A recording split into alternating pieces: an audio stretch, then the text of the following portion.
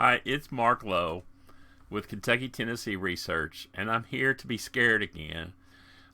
Really, I'm wider eyed than even before. We're going to talk about mistake number two as we're looking back over our years of research and things that we've learned. One of the major things that causes a problem is a reliance on, I'm going to say databases, but really it's derivative works. Anything that's been created from the original record is a derivative. It could be an index, it could be abstracts, it could be any number of things even we've written up, paragraphs, notes, stories. So sometimes our minds, our thoughts, our errors creep into the concepts of what we're looking for. So let's look at some of the major reasons that you might make a mistake by depending on or reliance on a derivative record. Okay? Because you're going to learn real quickly that it's easier to do than you might realize. And it's fun to look back over these because I hope that I've learned some of the lessons from the mistakes I've made. These are generally mistakes that I've made or that I've made with a client working with me in the past. Okay? So let's look at some of those mistakes and see if we can't prevent those from happening in your case. Number one, a reliance on an index or a database. And I hope you can see this, but basically, long ago, sometimes we're in much better shape. I think we have better finding aids now. We have better records that have been created. But there was a point in time where this record would have caused a lot of difference. Now, caused some problems. Now, in that time period, what we had to go by often, it was not easy to access microfilm or the original, closest to the original record that we come to in the census. So there were many indices of census published by lots of folks, some very local, some on a national basis, all varying degrees of quality, okay? But a lady that I was working with who was working on the AG family was looking at a published 1850 census index for Tennessee. And she was looking for this Amanda AG, who was born about 1842 or so, okay? And her mom was Elizabeth, that she believed. So based upon this record, that's what the index says.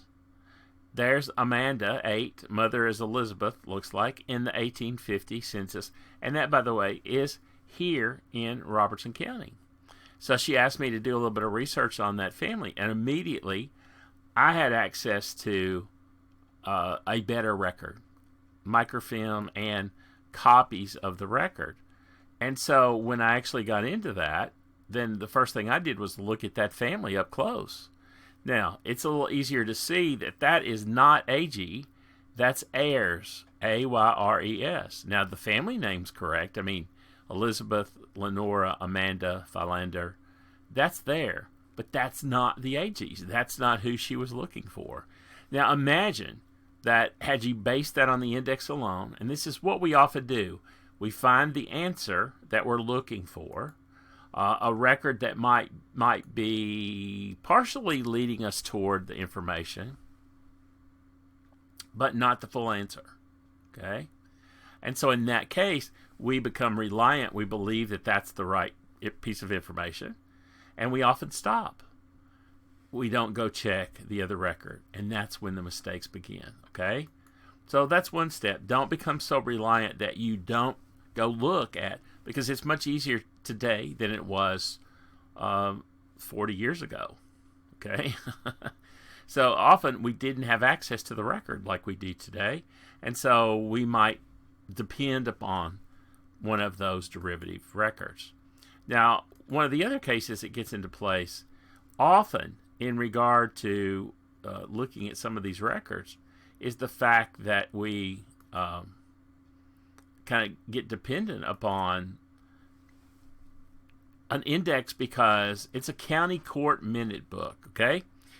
And so if there's any index, sometimes even if not, I used to go through, before there was an index in some counties, I would go through and try to create a temporary index of finding aids of surnames with pages so I could go through and identify exactly the people we were looking for.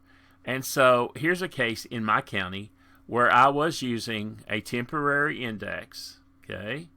And in the process of that, the index actually told me, and I was I was looking for the Crane family. Okay? I was looking for John Crane. And he was here. There were lots of John Crane entries throughout all the books. But here's one on page 135. Now, in reality, when I actually turn to page 135, it's a grand jury of inquest, okay? But when I actually get to the information, I've underlined this in blue. That is not John Crane. That's how it was indexed. That is John Kreisel. Well, Crisel.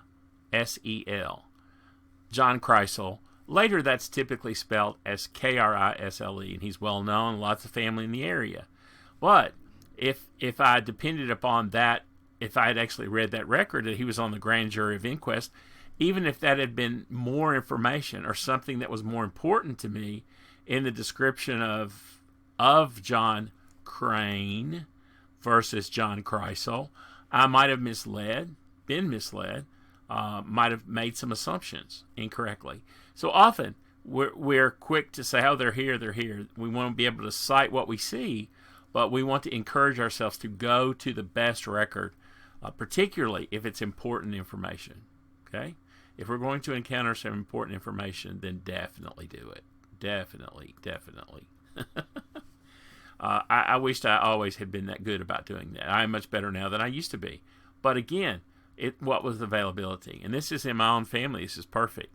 This is an index that was created, the Old Birth Index, and it's the microfiche edition, then from the 1991 edition. That's, anyway, still in use across parts of Kentucky.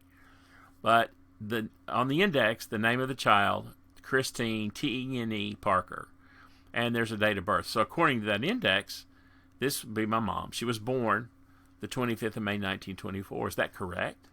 It was an index, and its purpose was to help people get to the record. So only by checking the actual birth certificate, okay, would we find that the child was recorded as Christine, Tine, normal spelling, with the actual date, the 23rd of May, 1924, not the 25th, as reported in the index. See, I can't even read that correctly. So in other words, that would have made my mom 2 years younger, 2 days younger, than her actual certificate and her actual birth.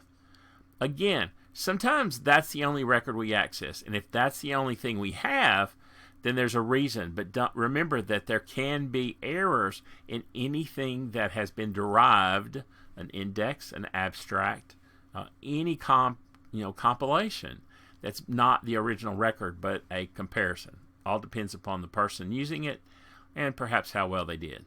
Okay, so let's go look at kind of older census records, and those have been updated. A lot of people have worked on them. There's still errors, though. We do know that in an index. But I was actually looking for a particular family that was born in Kentucky but was living somewhere else. Now, her name, as I understood it, and I'll show you the record that came up with earlier, her name was, right here, Keziah. Okay? And actually, last name was something like Crookshank. And so I searched in multiple ways for her in the 1860 census with that spelling. And I knew that the spelling of the name could be a little bit rough. And here, a little bit rough, pardon me. So here's a listing above of what came up. What I ended up having to do it was look by the last 4 letters of the search of the last name, and then just part of that middle name.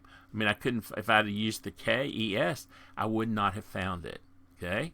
So I had to narrow it down and try different things to actually get close to this. And so let me go to the information. So now this is still looking at the indexed part of the reference, not the actual record. Okay? but the index record calls her Naziah Cruikshank. In 1860, she's living in Lee County, Iowa, and her husband is Alex. All right. That's enough to get me, and that's what the purpose of an index is. It's enough to get me to the record. But if I stopped with that alone, I would not have found it. So from the history of Lee County, Iowa, here's the county history, and a little bit about Alexander. So in 1834, he married Keziah Perkins, daughter of Stephen and Catherine Summa Perkins. Okay? Now, that piece of information, that's what I was looking for, and that's what I was trying to find. But if I had stopped with just that earlier reference with Naziah, or I said, no, she's not there.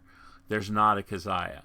So if you actually go look at this, you can see that the writing might be a little bit difficult, but it's always better to go look at the original record when possible, and then we know that we have actually been a little closer in our examination of what's available. Is that fair? Okay. Now, I'm not faulting the use of a database at all, because I think we want to use everything at our fingertips, everything at home on the computer. This is a record about a Thomas Blair in the American Genealogical Biographical Index, okay, AGBI it's referred to. And this is the index that's available on Ancestry.com, and it's a great index. Often, though, I know people will just reference it without going and looking what's there. What else is this from? Where did this come from? Is there any more information? Do you understand what I'm saying? Keep asking, is there more? And so in the process of looking at what really this came from, if we actually go back to the index that was created, then here's the case of the book that was referred to within the index. And there's Thomas Blair, a captain in the 50th Regiment, and the date.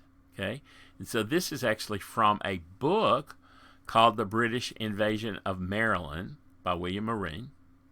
And what we have got in between there, and often we don't realize the difference, what really exists, that in reality we've extracted this from that information. And in the AGBI, it has Thomas Blair, there's the date, Maryland, Captain, Invasion, Maryland, 221. That's a reference to the page number of the information. So the book, there's the book. So actually, if I go look that up within the index itself, then I get that full title. And with an appendix, contains 11,000 names. And this was actually done by the Society of the War of 1812 in 1913, including a map. And so actually, if we even look a little bit more or dig a little deeper into that information, that index was published as the AGBI, and that's where the little bits come from. And so often, we make the mistake of not going to the next step of finding out what the book is, which we can find that by actually looking in the book. Those little codes tell us what the reference is.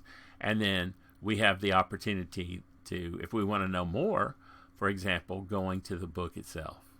That makes sense, doesn't it? It makes sense that we're looking at the information that will help us, usually with the most information, most complete, and having more of the answers that really help us. You know, sometimes we're happy with the little bit, and we should be happy, but the question always, a good researcher is persistent. If they don't find exactly what they're looking for, but they know there's more, they're going to continue to look for it. They're going to dig just a little bit deeper. And one of the problems with all of us, we always can make mistakes in our work, but indexing, in and of itself, can be an element of how the name is heard or sounded among all the different folks. So within you're looking in a local area, for example, my name, Lowe, north of the Ohio River, often is pronounced Lau. Okay? It's more of a German reference. Anyway, you all know difference in the way even towns are spoken in different places. So we often see indexing errors or different things, and I won't call them all errors. Sometimes it's just a misinterpretation. But we, as the researcher, have to clarify it and make the difference, make the point, know what it is. Okay? So let me give you one more. This is an indexing order error often caused by misreading it. Sometimes it's bad handwriting. But this is a death record here in Tennessee.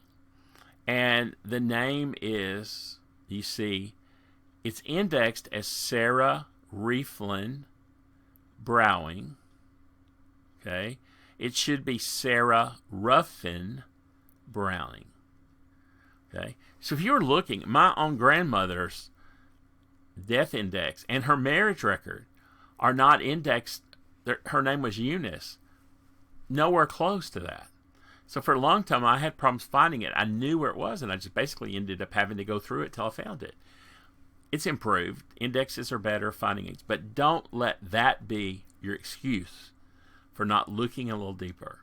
I would suggest that you explain in your mind, understand the kind of errors that might be created and the kind of things we might accept. I want you to also think about, look at this record, and I want you to think about the situation of why it's important.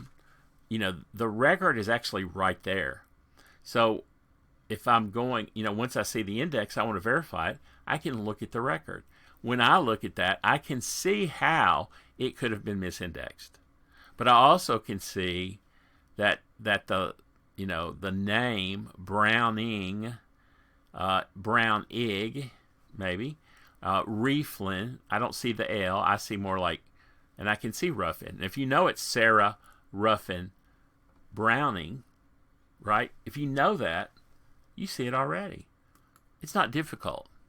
And so we want to go look at, if we just have any doubts, and no matter what, we still want to look at the record to make sure it's what we suspect it is. We have a real opportunity because we have access to look at almost every kind of record. I used to travel all over the place to look at records. I don't have to do that anymore. When I first started to look at the census record, for example, I had to travel a long ways, and I couldn't drive at the time. So it wasn't online. I had to go to a facility that actually had the microfilm. And so I often had to depend on indexes that were printed where I could go to use them. Now I can't use that excuse because I have access at home. Right here, I can look it up. I have access to look at lots of county records via Family Search. I have the opportunity to look at lots of databases that lead me to books and other records on Ancestry and MyHeritage. And I can go on and on. There's so many places we can look at records. And we can often look beyond an index or a finding aid to an original record. So my thought for you is don't make the mistake, okay? I want you to not have this fright look, okay? That's really me. That's me. That's me when I'm like, what? I misread that? Don't have a reliance too much on the online databases. And we're going to continue to look at other mistakes as we're looking back at the records we've created and perhaps the mistakes that I've made. So we'll get into all these a little bit more with details. The next one we're going to talk about is neglecting geographic research. So join me then.